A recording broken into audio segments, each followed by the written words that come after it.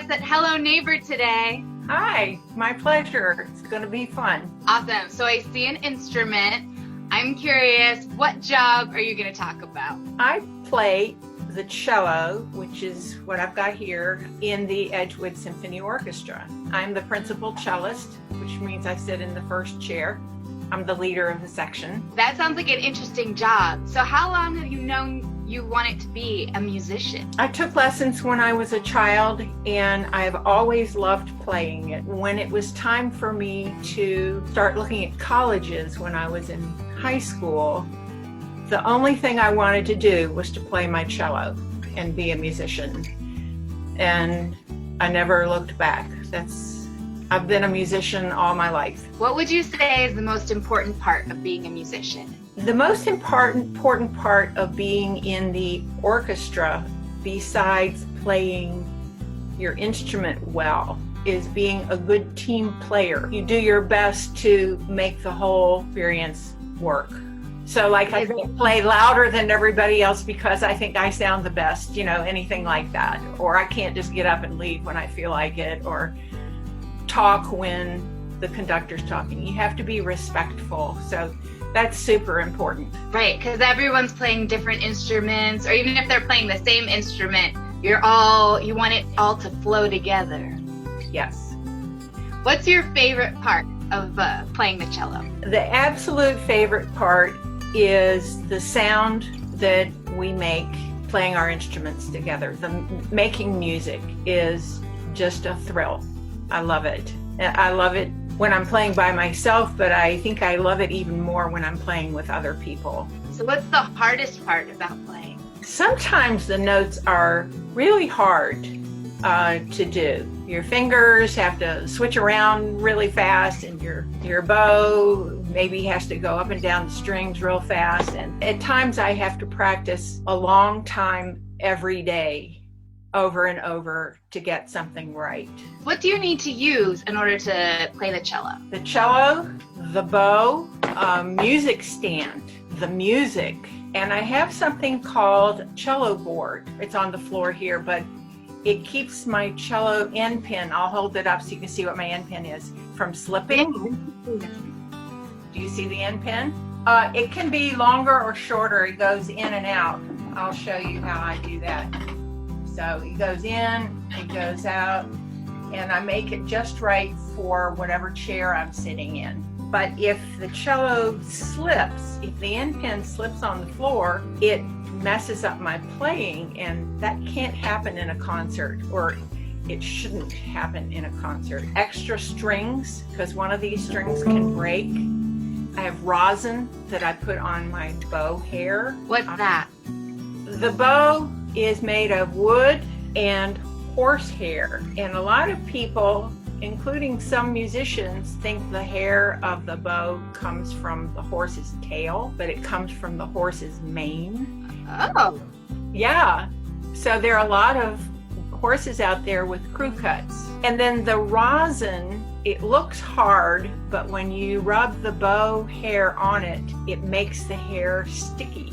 So it grabs the string. If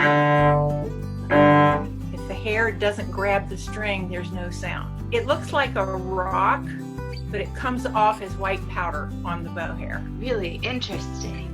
Yeah. Sounds like you need a lot of tools, a lot of things in order to play the cello. I have lots of pockets on my cello case. And the cello is a pretty big instrument. I put it in a case and I throw it on my back and I walk around. I've been doing this all my life, so I'm used to it. Once upon a time when my children were little, I would have a baby on my back and the cello and my purse, and away we would go. So when you are practicing with the orchestra, what does your workspace look like? There are around 80 people in our orchestra. So we have to rehearse in a really big room. And in that room are 80 chairs arranged in a semicircle, so everybody is facing one point in the middle at the front where the conductor stands. and then everybody brings their own music stand. This past couple of years, we've been rehearsing at a church down in Shady Side. They have a big fellowship hall where they have big gatherings, and they have welcomed the Edgewood Symphony to rehearse there. So do you wear a uniform or any kind of special clothes when you perform? In the orchestra, when we give concerts, all the women wear black, and we're not allowed to have our shoulders bare like I am now. You have to have sleeves, black shoes. The men wear white shirts, but everything else black. Black tie, black jacket, black shoes, black socks. To make you guys look like a cohesive team so everyone looks the same. Right, so that the audience doesn't sit there saying, oh, look at what that lady's wearing, or look at that funny tie. You know, they're thinking about the music, which is the whole point. What's something you think we might not know about being a musician? Some instruments cost more than the person's house. Why do they cost so much? There are a lot of reasons. There are famous they're called luthiers or violin makers. If you buy an instrument made by that person, just the name attached to your instrument makes it very expensive. There are a lot of really good instruments out there, but the most famous ones are very, very expensive. But if you're a soloist, if what you do for a living is to play solos, you want your instrument to be the best that you can get. So what skills do you need in order to be a good musician? You need to be able to play your instrument well, but you also need to be able to read music well. And then you need to be able to listen to the people around you, to hear what they're doing and fit what you're playing into what they're doing. And if you're in an orchestra, you need to be able to do all of that and watch the conductor and follow what the conductor does. So a lot goes into playing in an orchestra. It's not just playing your instrument. Do you have any advice for kids who are looking to become a musician or pursue music? If being a musician is the best thing that you want to do, there's nothing you want to do more, go for it. But you have to practice a lot.